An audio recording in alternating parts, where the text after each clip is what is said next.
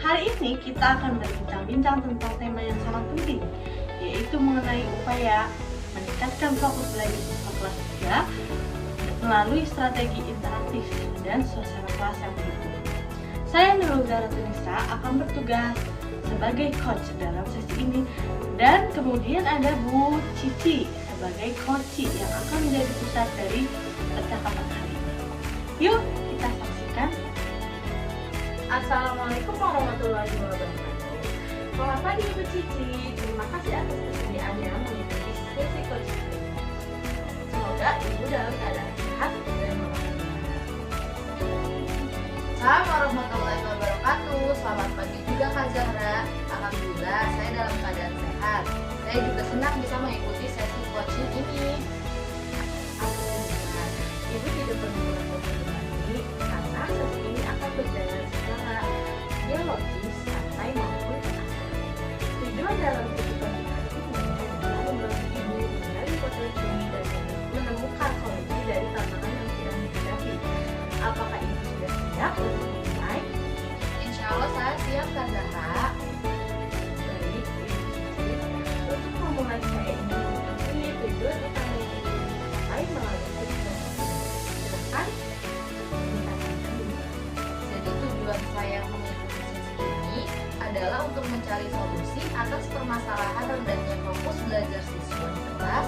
Saya merasa banyak siswa di kelas 3 yang kurang memperhatikan penjelasan saat kegiatan belajar mengajar berlangsung.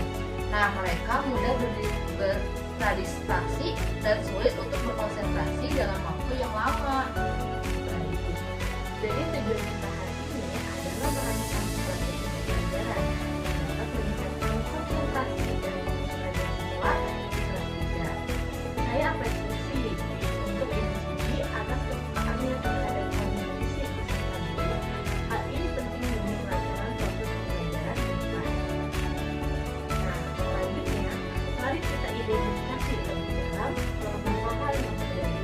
Berdasarkan observasi siswa ini, apa saja faktor yang menyebabkan siswa kurang fokus dalam belajar?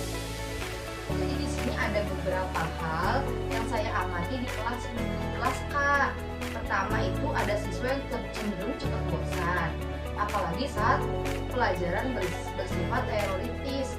Nah, yang kedua itu ada suasana kelas masih monoton dan tidak banyak media yang merangsang minat belajar mereka. Nah, yang ketiga itu menyadari bahwa saya pun sering menggunakan metode ceramah yang kurang interaktif. Apakah permasalahan ini terjadi di seluruh mata pelajaran atau hanya pada mata pelajaran tertentu? Nah, paling sering terjadi pada mata pelajaran Bahasa Indonesia dan PPKN. Jadi ketika pembelajaran bersifat praktek atau menggunakan alat peraga, siswa justru lebih aktif.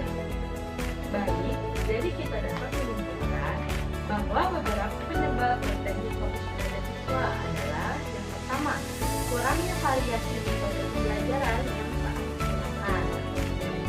Yang kedua, suasana kelas yang kurang mendukung stimulasi belajar. Yang ketiga, kegiatan pembelajaran masih bersifat transparan. Apakah Ibu bersependapat dengan poin-poin ini? Ya, saya sangat sependapat. Jadi saya merasa ini tuh saat yang tepat untuk melakukan perubahan. Mari kita bersama-sama merancang langkah yang dapat dilakukan dalam waktu dekat. Strategi apa saja yang terlintas di pikiran Ibu untuk diterapkan? Jadi saya ingin memulai dengan membentuk pojok fokus di kelas, tempat di mana saya bisa menempelkan jadwal kelas, motivasi belajar, serta pengingat penting. Saya juga berencana memberikan kegiatan pembuka setiap awal pelajaran, seperti tebak kata atau senam otak. Selain itu, saya ingin mencoba model pembelajaran yang lebih variatif, seperti diskusi kelompok kecil, penggunaan media gambar, video pendek, dan simulasi. Baik, itu strategi yang sangat baik, Ibu. Apakah Ibu merasa yakin bisa menerapkannya secara bertahap dalam waktu pembelajaran? Insya Allah saya yakin Kak, saya akan mulai dari membuat pojok selanjutnya baru saya tingkatkan penggunaan media. Langkah yang realistis dan struktur sangat baik, Bu. Selanjutnya, siapa saja yang bisa Ibu libatkan dalam pelaksanaan strategi ini agar lebih maksimal? Saya akan melibatkan siswa dalam menyusun peraturan kelas, menentukan isi pojok fokus, supaya mereka merasa memiliki, dan juga akan berkonsultasi dengan guru BK untuk mengetahui pendekatan yang sesuai dengan karakter siswa. Dan tidak memungkinkan, saya akan berdiskusi dengan orang tua lewat grup komunikasi kelas. Wah, itu sangat baik Ibu Cici.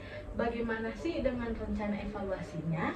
Nah, saya akan membuat jurnal guru setiap minggu untuk mencatat perubahan perilaku siswa dan mencatat keaktifan mereka.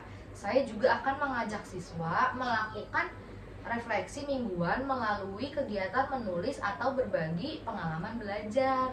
Wah, luar biasa sekali Bu Cici. Dengan pendekatan yang konsisten dan kolaboratif seperti ini, saya yakin akan terjadi perubahan yang positif di kelas. Kita jadwalkan sesi coaching selanjutnya 2 minggu lagi untuk mengevaluasi hasilnya ya Bu. Siap Kak Zahra, terima kasih banyak ya atas arahannya. Saya merasa lebih termotivasi dan memiliki panduan yang jelas. Sama-sama Ibu Cici, semoga pelaksanaannya lancar dan membawa dampak positif bagi siswa. Sampai bertemu pada sesi berikutnya. Baik, cukup sekian sesi coaching hari ini. Wassalamualaikum warahmatullahi wabarakatuh. Dadah.